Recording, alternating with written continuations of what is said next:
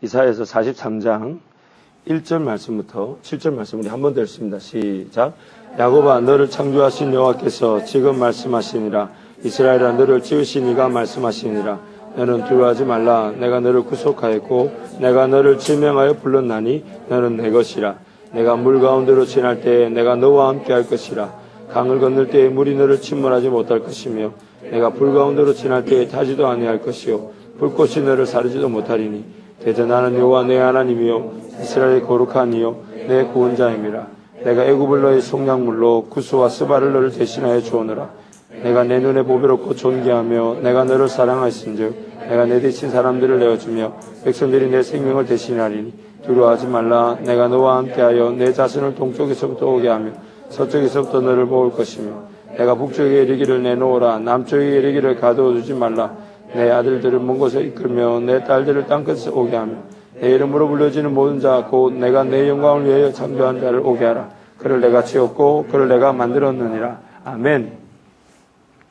자, 1절 말씀 보면 구속하여 불렀나니 하나님이 구원한 사람들을 부르시고 난 다음에 천국으로 바로 데려가는 것이 아니라 이 땅에다 세우셨는데 그 땅에다 세우실 때에 하나님 분명히 이렇게 세우셨어. 내가 너를 지명하여 불렀다.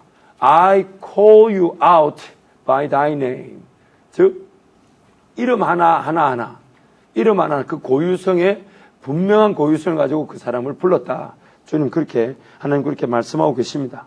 결국 우리란 존재 자체가 한 사람이라는 분명한 고유성을 가지고 구원을 얻었습니다. 한 사람이라는 분명한 고유성을 가지고 구원을 얻었다는 그 사실은 결국 나 자신의 가치는 하나님과 나 외에는 다른 사람이 평가하거나 정죄하거나 판단할 수가 없고 가치를 발견할 사람이 아무도 없습니다. 오직 나만. 그리고 하나님의 은혜로만 우리 가치를 발견할 수 있습니다. 사실 그 가치를 우리는 드러나게 되는 것이죠. 그리고 드러날 때 우리는 내한테 이런 게 있었구나라는 걸 그때서 알게 됩니다. 내 가치임에도 불구하고 내가 나를 지은 게 아니기 때문에 또한 내 미래를 내가 알 수가 없기 때문에 나를 지으신 하나님만이 내 가치를 가치되게끔 드러내시고 빚어가시고 세우십니다.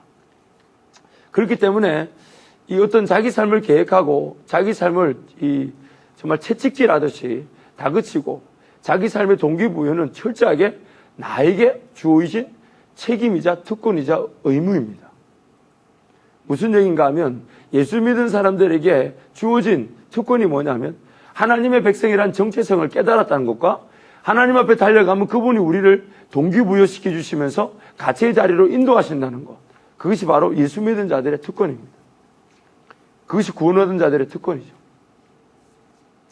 그런데 이 사람은 구원을 받았음에도 불구하고 항상 이 약점을 가지고 있습니다. 취약점을 가지고 있습니다. 이 취약점이 크게 두 가지로 나타나는데 첫째는 전체 그림을 볼 수가 없습니다. 내 삶을 두고 내 삶 전체를 내가 볼 수가 없습니다. 좀 더 쉽게 말하자면 고려해야 될 것들이 많은데 그 고려해야 될 부분들을 우리가 다 볼 수가 깨달을 수가 없다는 겁니다. 가끔씩 이제 대인관계나 어떤 공동체의 관계에서 좀 불편이 있고 또 불만이 있을 수 있죠. 근데 그럴 때마다 이제 지도자 입장에서 리더 입장에서 고려하는 부분을 얘기해 주면 그 불편과 불만이 대부분 사라지는 경우가 많습니다. 그렇다면 이건 좀 참아야 되겠구나. 그렇게도 보고 고려를 해야 되겠구나. 그렇게 이제 우리 스스로를 우리 생각이 정리될 때가 있죠. 왜요? 우리는 전체 그림을 무엇을 정확하게 봐야 될지를 잘 모릅니다. 우리가 그런 취약점을 항상 가지고 있습니다. 내가 생각하는 이 부분 약한데 이 부분을 정말 이 부분만 두고 보자면 너무 힘들지만 그런데 또 다른 측면에서 보니까 내가 지금 이 부분이 힘든 것도 조금 기다리고 인내할 부분이고 이걸 생각하면 참아야 될 부분이고 이걸 생각하면 이건 지나가는 과정이구나. 이렇게 생각이 확 바뀔 수 있죠. 왜냐하면 내가 못 보는 것을 깨닫는 순간 이게 조금 생각이 좀 더 한참 높아야 되는구나. 이렇게 우리 생각이 바뀔 수 있죠. 그만큼 그러나 우리 인간 우리 삶은 고려해야 될 게 너무 많습니다. 심지어 우리 영적인 것도 마찬가지죠. 하나님 눈에는 모든 것이 다 보이지만 우리 눈에는 안 보입니다. 더 안타까운 것은 마귀가 우리보다도 더 안 봐야 될 것, 봐야 될 것을 더 잘 보고 더 잘 구분해낸다는 사실입니다. 그렇기 때문에 우리는 성령 하나님의 귀에 철저하게 기울이지 않으면 안 되죠. 전체 그림을 볼 수 없다는 것, 참 우리의 큰 문제입니다. 두 번째 우리의 가진 문제는 어떤 것을 하든지 간에 항상 약한 것, 약점, 취약점이 동반된다는 겁니다. 온전히 장점으로만 그 일이 성취될 때가 나타날 때가 없다는 거예요. 다 좋았는데 이거. 항상. 물론 하나님은 그런 우리의 상황을 우리의 약함으로 우리가 무릎을 꿇을 수 있는 기회로 하나님 은혜를 더 붙잡아야 되는 은혜의 그 동화줄처럼 사용하시지만 죄로 말미암아 타락한 우리가 모든 것들을 완벽하게 장점과 정말 큰 강점과 좋은 것만을 나타내는 일을 우리는 감당하지 못합니다. 항상 어떤 일을 하든지 간에 약점이 있게 되고 취약점이 있게 되고 약한 것이 드러날 수밖에 없습니다. 그래서 교회가 항상 또 성도들이 항상 역사를 보면 쭉 거슬러 내려올 때 항상 하나님 앞에 순수하고자 했지만 전체 그림을 보지 못하고 또한 약한 것들이 드러날 수밖에 없었죠. 근데 재밌는 것은 하나님이 그런 약점, 약한 것들을 또 다른 은혜의 기회로 바꾸어 쓰신다는 사실이죠. 예를 들면 이제 교회가 핍박 시기를 끝나고 3세기, 4세기를 지나면서 교회가 이제 로마의 국교로 인정을 받고 융성하기 시작합니다. 융성하기 시작하다 보니까 아무래도 이 융성하는 그 자체는 핍박의 시기가 끝난 다음이기 때문에 굉장한 은혜이고 또 축복이죠. 그런데 그것이 또 뭘 동반할까요? 또 약한 건 약점을 또 동반합니다. 그 약점이 나중에는 시간을 끌면서 무려 1300년, 1400년 동안 그 약점이 점점 붉어지기 시작하더니 끝내는 교회의 타락이라는 것으로 내려오게 됩니다. 얼마 전에 교황도 왔다 갔지만 사실 초대교회가 그렇게 기본 순수성을 가지고 쭉 이어왔다면 지금 우리가 같은 이 개신교는 없겠죠. 리폼, 개신이라는 말 리폼 영어로 개혁이라는 뜻이잖아요. 개혁된 우리 교회는 없겠죠. 왜요? 초대교회 그 순수성이 쭉 이어져 왔다면 천주교도 개신교도 갈라질 이유가 없었겠죠. 하나의 교회로만 남아있었을 것인데 그 교회 역시 사람의 모임이다 보니까 그 은혜가 강점이 그대로 이어지지 못하고 결국 취약점과 약점을 드러냈는데 나중에 그 취약점과 약점이 드러나게 된 계기가 이제 결국 교황청, 교회의 타락이었죠. 이미 그 교황청의 타락은 교황청 자체 내에서도 인정하고 있죠. 12세기부터 한 수백 년 동안 교황이 부패하고 독신주의임에도 불구하고 수많은 부모를 부인을 두고 자녀를 놓고 또 교황청 그 교회 안에서 그 타락의 행각들이 일어났던 부패한 교황들. 그러면서 이 어마어마한 교황청이라는 거대 규모는 계속 유지는 해야 되니까 돈은 있어야 되니까 그래서 헌금이 들어오는 것을 빌미로 해서 고리 대금업자들의 돈을 빌리는 바람에 이 완전 악순환이 반복되기 시작해요. 재정적인 악순환. 그 재정력을 채우기 위해서 교회가 벌리는 각종 정말 그 희한한 짓들. 가장 대표적인 게 면죄부죠. 이걸 사면 천국 간다. indulgence라고 그래서 면죄부죠. 이걸 사면 천국 간다. 그런 것들을 자꾸 교회가 왜요? 지금 교황은 타락해, 교황청은 타락을 했지.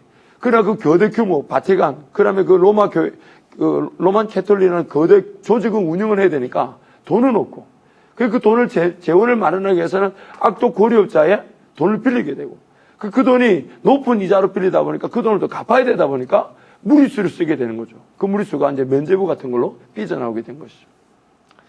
근데 이런 상황에서 그 당시 우리가 잘 아는 대로 14세기에서 16세기에 이 하나님은 어떤 그런 교회가 교회 역할을 못하고 있는 그 시대에 그 어떤 사회 전반적으로 흐르는 이 계몽 운동을 시작합니다. 그게 바로 소위 말하는 르네상스 운동이죠. 르네상스라는 뜻이 부흥이라는 뜻이죠. 이탈리아에서부터 시작해서 이 유럽 전체를 뒤덮어 버리는데 이 르네상스의 본질적인 운동은 뭐냐면 고대 그리스나 로마 그 문명을 재조명하자는 겁니다. 재조명. 특히 어느 부분에서 재조명을 하자는 것이었냐면 이 미술 분야, 아트 분야에서 그 재조명을 하자는 것이었는데 그 재조명의 하나의 철학이 되는 게 뭐냐면 바로 휴머니즘입니다. 휴머니즘.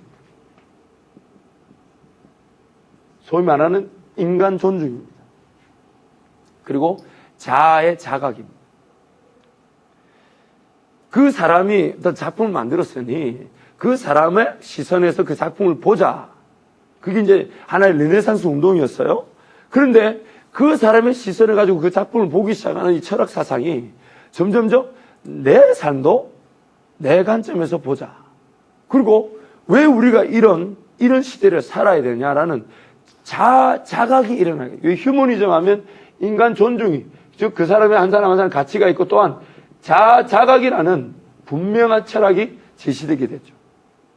그래서 자각 운동이 일어나다 보니까 이거는 상식적으로 아니지 않느냐.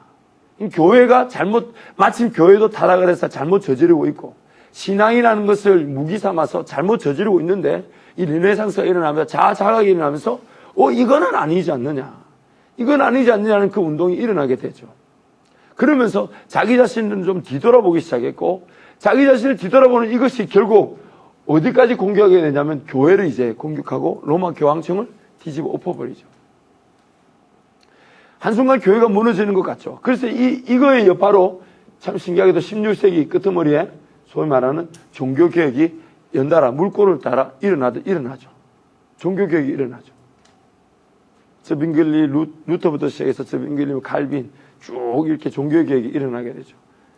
종교개혁이 일어난 이유는 딱 하나죠.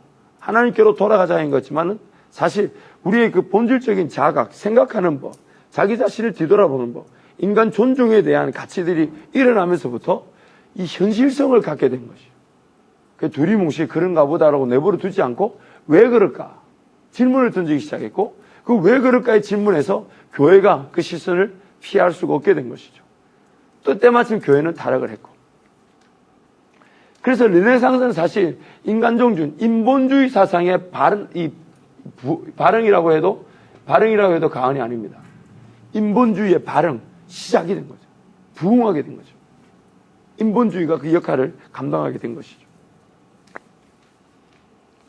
그래서 이 바로 이제 하나님 중심적인 사상이 이 교회라는 잘못된 성도들의 삶의 모습이라는 것 때문에 잘못 이해되시고 인간 존중 사상으로 이제 넘어오게 되죠.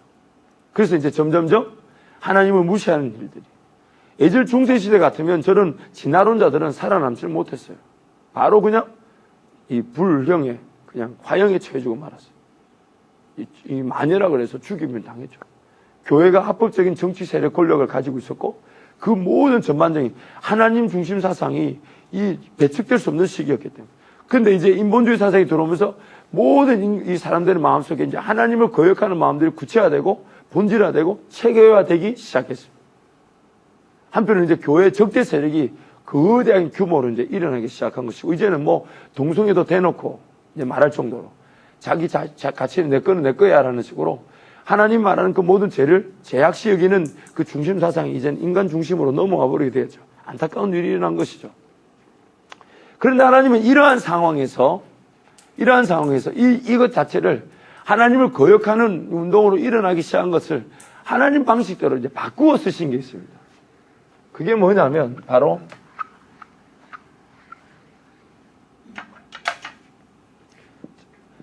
교회가 이 어떤 정치 세력과 결탁을 하면서 소위 말하는 남녀 평등, 남자와 여자의 그런 이 평등 자체를 교회가 오히려 존중하고 존속하고 인정해야 되는데 교회가 정치와 결탁하다 보니까 신분제들을 끝까지 그냥 무시하고 내버려 두었습니다. 하나님 앞에 예배하러 왔다 칩시다.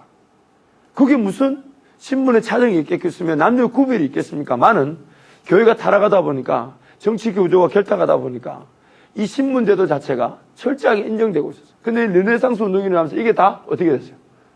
왕정제도에서 이제 민주주의라는 것으로 이제 넘어오기 시작하면서 신분제도가 각 나라마다 무너지기 시작했고 남녀 존중 사상이 이제 일어나게 되죠. 그러나 이것은 하나님의 본질적인 시작에서 보면 회복이죠. 하나님의 그 창조 본질적인 질서로 따지자면 이것은 회복이죠. 두 번째는 이게 이제 중요한 부분인데 교회 안에 성직자와 비성직자가 구분되어 있어서 심지어 성경은 성직자들만이 볼 수가 있었어요. 무려 1400년 동안. 무려 1400년 동안 라틴어로 된 성경. 근데 웃기는 것이 이 라틴어는 잠시 헬라와 그릭에서 각 나라 영어나 다른 말로 가게 된 중간에 잠깐 영어 전에 등장했던 단어의 언어인데 그 라틴어로 된 성경만을 가지고 성직자들이 전유물로 여겼죠. 왜냐하면 라틴어 아무도 모르니까. 그러니까 교회에 가서 성직자 신부가 뭐 성경 읽어주고 설교해주면 그것이 전문인 줄 알고 살던 그런 시대에서 이제 종교개혁이 일어나면서 성경이 번역되기 시작했고 그것이 쫙 확산된과 동시에 르네상스 운동을 통해서 남녀 존중 사상이 일어나면서 하나님은 그것을 성직자 비성직자를 구분하는 그것을 완전히 없애버리시고 모두가 하나님 앞에서 만인 제사장으로서 그 역할을 감당할 수 있도록 포문을 여셨죠. 즉 르네상스라는 인본주의 사상이 그 자체로는 분명히 우리에게는 부정적인 것이나 하나님은 그 약점을 하나님의 나라와 교회를 위해서 바꾸어 쓰신 거죠. 로마 식민 사상 자체가 이스라엘을 엉망에 억압했지만 그 헬라 문화, 로마 문화, 헬라 문화라는 걸 통해서 각 대중교통, 길이 발달되게 하셨고 언어가 통일되게 하심으로써 사도 바울이 복음을 더 효과적으로 그 지중해 연안에 효과적으로 전할 수 있게 하셨던 것처럼 하나님은 이 르네상스 운동이라는 것은 인간 부패를 말미암아 반대작용으로 반등작용으로 나온 것을 그러나 인본주의 사상이라는 거대 이 적세력임에도 불구하고 그것을 하나님이 편하신 도구로 바꾸어 쓰신 겁니다. 그래서 하나님의 백성 한 사람 한 사람이 자기 자신만의 가치를 발견하고 자기 자신만의 그런 은혜를 받은 은혜를 고유성을 발견해낼 수 있도록 하나님이 그 기초문을 이것으로 이용하셔서 인도에 가신 것이죠. 그래서 현대 시대를 이제는 이런 시대로 부릅니다. 자기 시대로 부릅니다. 예전에는 자기 개발, 뭐 발전 이런 말을 많이 썼는데 이제는 이런 말 잘 안 쓰죠. 이제는 어떻게 쓰냐? 자기 다움이라고 씁니다. 이제는 자기 개발, 자기 발전이라는 말보다는 자기 다움이라는 말을 씁니다. 왜? 자기 그 다음, 나라는 한 사람 자체의 고유성이 이미 부여되어 있기 때문에 그 가치가 발견이 되다 보면 자연스럽게 그래서 개발이란 발전을 말 잘 안 쓰죠. 왜 안 쓰냐? 드러나는 일이기 때문에. 리더를 잘 만나고 멘토를 잘 만나고 자기 어떤 그 몰랐던 잠재력이 일깨워지면서 자기다움이라는 분명한 가치가 이게 일어나기 시작하는 거죠. 자기다움.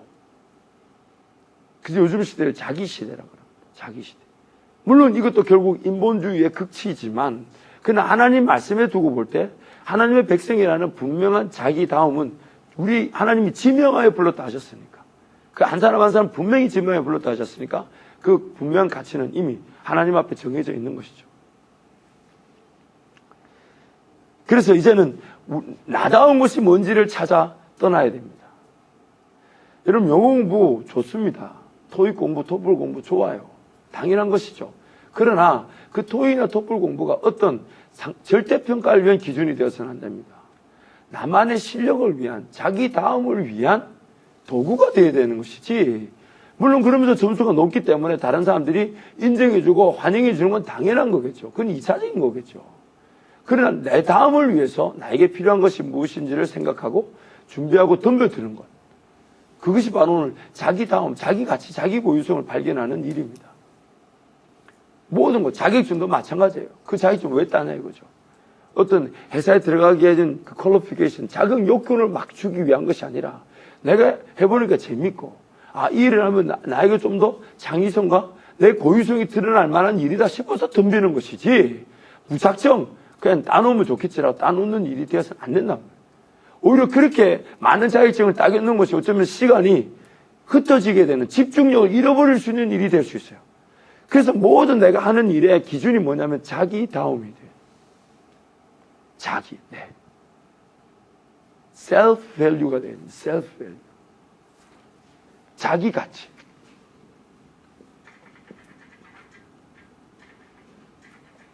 소위 말로 고유성이라고 할 수 있겠죠.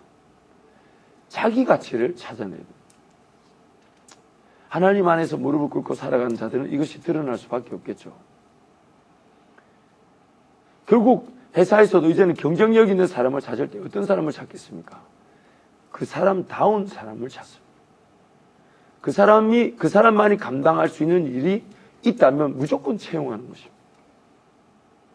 어떤 사람을 쓸까가 고민하는 것이 아니라 그 사람이 가진 장점이 우리 회사에 도움이 된다 싶으면 채용하는 시기가 이제 오게 됩니다. 그래서 점점점 이제 일반 공채가 아닌 특별 공채가 늘어나죠. 그럴 수밖에 없어요.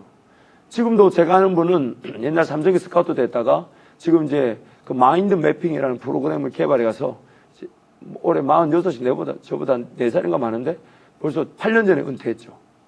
왜냐하면 삼성 그때 주식을 뭐 몇만 주를 받았는데 그 스탁 옵션이 매월 1,000만 원인가. 그 1,000만 원 생활비 나오니 뭐 굳이 일할 필요 없다 해서 자기 하고 싶은 걸 위해서 은퇴했어요. 그러면서 이제 마인드 매핑 프로그램을 만들었는데 그게 또 소위 말하는 대박이 났죠. 어마어마하게 뭐 마이크로소프트 워드처럼 잘 만들어가지고 그 100% 연동이 되게끔 매일 놀고 먹으면서 연구하니까 그런 걸 만들어내는 거예요. 근데 그 사람이 이번에도 삼성에서 이제 부탁해서 자기 후배를 하나 삼성으로 보냈는데 특별 채용이죠. 스카우트라고 그러죠.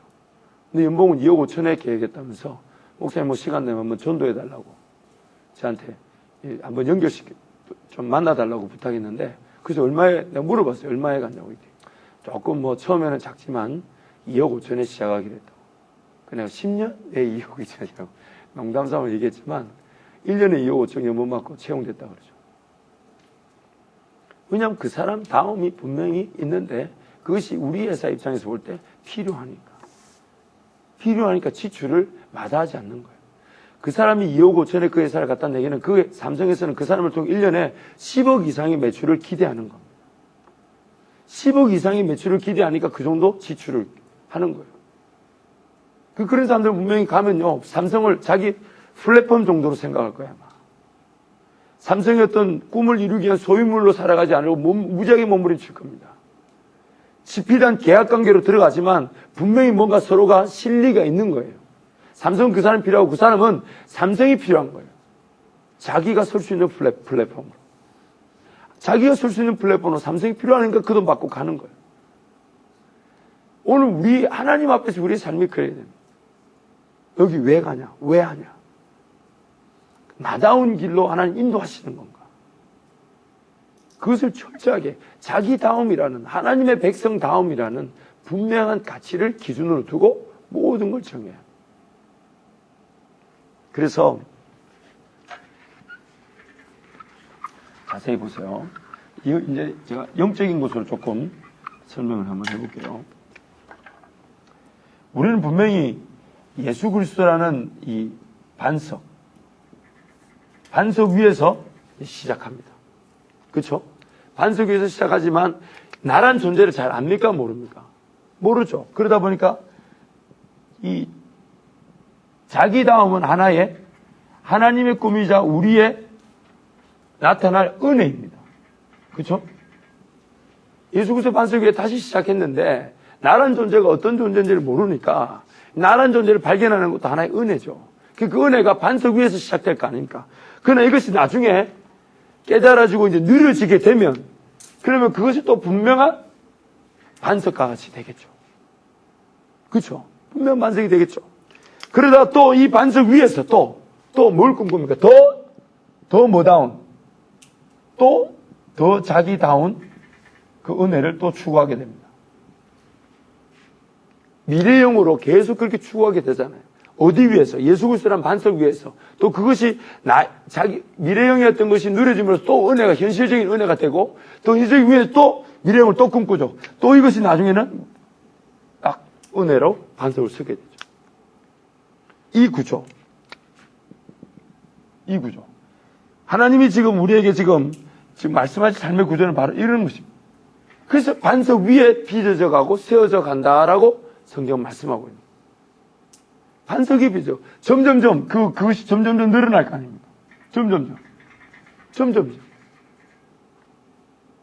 물론 이런 것들이 우리를 지키는 수단이 된다든지, 하나님의 백성으로서의 그 분명한 그 어떤 보호하심이 되는 건 아닙니다. 예수 그리스도라는 무너지지 않는 반석 때문에 우리는 보호하심을 받는 거지만, 그러나 이런 것들이 성경이 분명히 말합니다.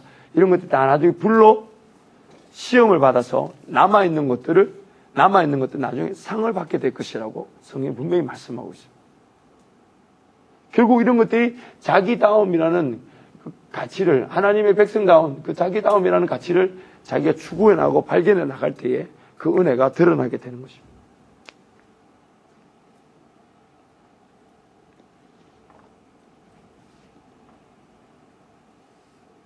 그래서 여러분, 내일 이제 이 목원들과 함께 이 시간표를 이제 나눠줄 텐데, 시간표를 짤 때에 우선순위 2개만 그 목원들한테 가르쳐 주십시오. 시간표를 짤 때 우선순위 첫 번째는 중요성이며, 두 번째는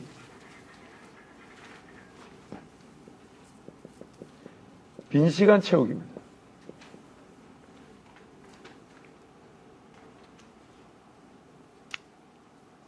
시간표를 짤 때 그 첫 번째는 이 우선순위고, 두 번째는 이 빈 시간 채우기입니다. 철저하게 이 빈 시간이 많이 보였어요. 자, 빈 시간 채우기는 우리의 기도 제목이라고 볼 수 있고요.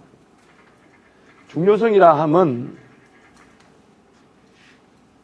이미 주어진 은혜라고 말할 수 있습니다. 이미 주어진 은혜. 왜냐하면요, 자, 보세요. 이 중요성을 논하자면 두 가지로 나눌 수 있어요. 첫 번째는 이미 감당해야 할 일이 있습니다. 이미 감당해야 할 일이 있습니다. 이미 스케줄이 일정이 확정된 게 있어요. 그렇죠?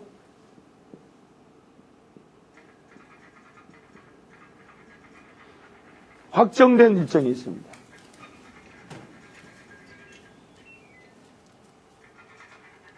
확정된 일정이 있습니다. 이미 주어진, 이미 감당해야 할 일이 있습니다. 주로 이제 뭐가 이렇게 있어요? 학교 수업 시간, 그렇죠? 혹은 뭐 직장 시간. 그런 시간들이 이미 정해져 있죠. 또 우리한테 또 뭐가 있습니까? 공예배. 그렇죠? 크리스천다운 모든 공적 예배, 수요일, 금요일, 주일, 또 토요일 리더 모임. 이미 확정된 시간이 있습니다. 이 공모임, 뭐 각종 모임, 리더 모임이라든지 아니면 소그룹, 그런 모임들이 있죠. 이건 어떤 지금 조정될 수 있는 게 아니니까, 이미 정해져 있으니까. 두 번째는 이제 오늘 이것을 이렇게 물어봅시다. 자기 다음 추구 시간. 근데 이게 결국 빈 시간에 충분히 넣어도 가능한 시간이라. 비어있는 시간이 이 소위 말하는 버리는 시간이 아니에요. 이미 일정이 짜여져 있고 그 안에 비어있는 거기 때문에 그 시간도 매우 중요한 시간인데 그 시간을 너무 계획 없이 보낸다는 거예요. 그래서 자꾸만 사람들이 이거는 이미 감당해야 될 일은요, 사실 수동적이에요. 피동적이란 말이 맞겠죠. 그래서 우리 그런 얘기 하잖아. 약속 시간을 잡아야 되고 돈을 써야 잘 모이고 일이 잘 된다는 얘기가 뭡니까? 돈을 쓰고 시간 약속 잘 구속력이 생기지 않으면 그 일을 잘한다 못한다. 안 해. 약속을 잘 안 지킨다 하잖아요. 그러니까 결국 이거는 구속적이죠. 자기 구속력을 만들죠. 계약관계를 만들고 그냥 그룹을 만들고 안 나가면 미안한 일이 생겨야만이 자기가 새벽을 깨우고 뭐 시간을 깨우고 달려나가는 그런 일이 되는 거죠. 그러나 자기 다음 시간은 이거는 철저하게 뭐죠? 능동적입니다. 능동적입니다. 빈 시간을 채우는 수준이지만 철저하게 능동적인 시간입니다. 능동적인 시간이죠. 그런데 어디서 열매가 나타날까요? 어디서 열매가 나타날까? 어디서 열매가 나타날 것 같아요? 그래서 이미 감당해야 될 일은 그 자체가 열매죠. 그렇죠? 내가 학교도 능동적으로 정해서 다니면 그 학교는 이미 열매죠. 물론 그 안에서 훈련되고 단련되다 보니까 열매를 위한 에너지와 이 생산성이 높을 수 있는 재원들이 마련되겠지만 결국 열매가 좌우되는 시간은 이 능동적인 자기다움 추구 시간, 빈자리를 채우는 시간이 바로 이 열매를 맺는 시간. 그래서 이 시간에는 주로 이제 우리 뭐 소위 말하는 이제 새벽 기도, 그죠? 묵상 시간, 그죠? 그리고 저는 이 시간에다가 또 뭘 넣고 싶냐면 오침. 1시간 이내 계획을 하는 거죠. 오침도 계획하는 거죠. 정말 이런 부분들이 너무너무 필요하죠.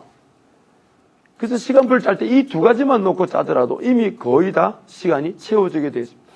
그리고 정말 중요한 거는 이 아르바이트 같은 것도 사실 빈 시간을 놓고 기도해야 돼요. 내 모든 수업이나 공예배 시간을 다 정해놓고 빈 시간을 두고 그 빈 시간에 내가 좀 더 배울 수 있으면서 또 재원, 부가가치가 생산될 수 있는 아르바이트를 놓고 기도해야 됩니다. 돈의 양을 놓고 아르바이트를 결정하면 됩니다. 적으세요. 돈 양으로 결정하면 안 됩니다. 절대로. 돈을 많이 준다. 그러면 우리도 모인 사이에 이미 감당해야 될 일을 그 시간과 바꿔버립니다. 여긴 5,000원, 여긴 7,000원 인데 그러면 근데 너 학교 수업 하루 빠져야 될 수도 있어. 뭐 이런 거 손해봐야 될 수도 있어. 누가 일하는 걸까요? 하나님 일하시는 걸까요? 마귀가 일하는 걸까요? 그 소리 자체가 마귀 소리인 줄 알아야 되는데 우리는 감내합니다. 심지어 내가 영적인 어떤 패턴에 돌아가는데 이걸 포기하죠. 왜? 돈이 더 현실성 있어 보이니까. 그래서 제가 새벽 4시 몸을 자꾸 고소하는 이유가 뭐냐면 그 시간대 깨우면 그 시간대 일을 하는 사람이 없어요. 마귀가 쓸만한 놈들이 없어요. 마귀가 유혹의 소리를 낼 만한 사람이 없어요. 사업이 없고 직장이 없어요. 타협하지 않을 수 있습니다. 철저히. 그래서 이렇게 삶을 깨우고 그 빈 시간에 돈의 양이 아니라 나다운 일을 위한 시간. 즉 이미 정해져 있는 시간이 손해보지 않는. 그래서 이렇게 기도하게 될 때 어떤 일이나 하나님이 그 시간을 채워주시는 거죠. 하나님과 관계를 철저하게 지키는 자들, 그 철저하게 지키는 자들 앞에서 비어있는 시간을 하나님이 필요한 것을 채우시는 거죠. 물질이 필요하면 그 물질이 허락하는 아르바이트 일로, 다른 것으로.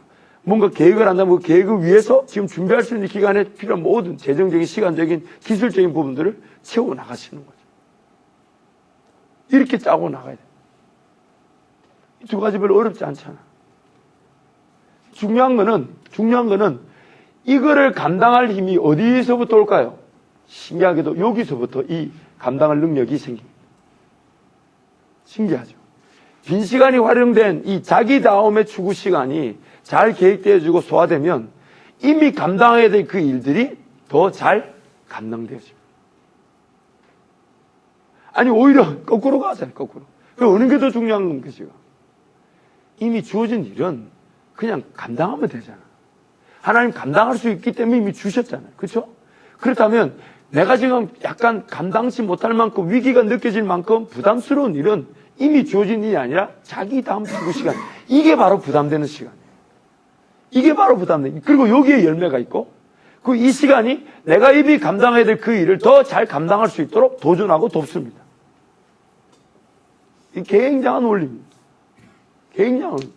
그래서 오히려 목숨을 걸어야 될 시간은 이미 감당해야 될 시간이 아니라 내가 지금 자기 다음을 추구한 이 시간, 새벽을 깨우고 말씀 묵상하며 내 삶을 도전한 이 시간이 훨씬 더 가치가 높고 훨씬 더 중요해요. 왜냐하면 이 시간에서부터 미래가 결정됩니다. 이게 감당해야 될 일들은 이미 미래를 향한 어느 정도 내 삶의 지난날의 결과이면서 현재의 일이지만 물론 그걸 통해서 다음을 위한 제반이 되겠지만 토대가 되겠지만 더 그 토대가 토대답게 만들 수 있는 건 이 시간이에요. 자기 다음 시간. 그리고 아르바이트 같은 것도 마찬가지예요. 우리는 자꾸 눈에 안 보인다고 해서 정말 이 시간에 누가 일을 시키겠나. 물론 회사에 출근해야 될 시간이 있을 수 있고 자기가 집에서 할 수 있는 시간도 있습니다. 일이라는 게 내가 아르바이트를 하나님께 기도함으로써 하나님 누구 마음을 감동해서 어떤 일이 생길지 우리가 모르기 때문에 기도하는 겁니다. 모르기 때문에 기도합니다. 근데 우리는 자꾸 역으로 가죠. 아르바이트를 잡아놓고 학과 시간을 짜 맞추기 가죠. 예배 시간까지 포기해가면서. 결국 어디에 묶여가는 겁니까? 돈에 묶여가는 것이죠. 그리고 이럴 때 아르바이트가 정말 모든 짜여진 빈 시간 아르바이트 딱 생기면 그때 우리는 기적이라 말할 수 있고 하나님 은혜라고 선포할 수 있는 겁니다. 그럼 더 내 생활이 더 활력을 받겠죠. 더 하나님과 동행하겠죠. 당장 돈의 크고 작음 너무 욕심 부릴 일이 아니라는 것도 조절하시겠죠, 하나님이. 이것이 은혜입니다. 우리가 살아갈 방법이에요. 이게 자기 다음을 위한 하나님의 뜻입니다. 우리는 자꾸만 거꾸로 갑니다. 거꾸로. 더 소중한 것을 덜 소중한 것으로 바꿔버리고 지금 당장 해야 될 바꿀 수 없는 절대로 불변해야 될 시간을 내가 하고 싶은 거 바꿔버립니다. 그 당장 눈앞에 보이는 그 조그마한 이익을 가지고 먼 큰 이익을 위해 큰 이익을 희생시켜버립니다. 결국 자기답지 못한 일이 반복되다 보니까 내 가치대로 내가 하고 싶은 거에 살아가는 게 아니라 내가 뭔가 누리고 싶어 목적을 세워두고 목표를 들고 덤벼들어서 난 이것만 하고 살아갈 수 있습니다. 그 말이 지금 안 나오는 거예요. 여러분 보실 때 제 삶은 어떨 것 같아요? 물론 제가 자랑할 일은 아직 아닙니다만 저는 지금 내가 하고 싶은 것만 하고 살아가고 있어요. 우리 청년일부 내가 말하면 다 되잖아. 물론 뭐 제가 말해서 된다기보다는 하나님 지혜를 주셨고 제부터 감동을 시켜주셔서 던지는 것이지만 그러나 그것이 던져졌을 때 여러분들께도 이거 재밌겠다. 하나님 인도하시면 큰 은혜겠다. 그런 기대치가 있으니 따라와 주는 거거든. 그렇잖아요. 지난 수련회 때도 저 아무것도 안 했어요. 말씀 전하고 기도하는 거.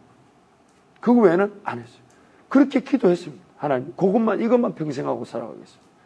목사니까 나다운 것만 하고 살아요. 나다운 것만 하고 살아요.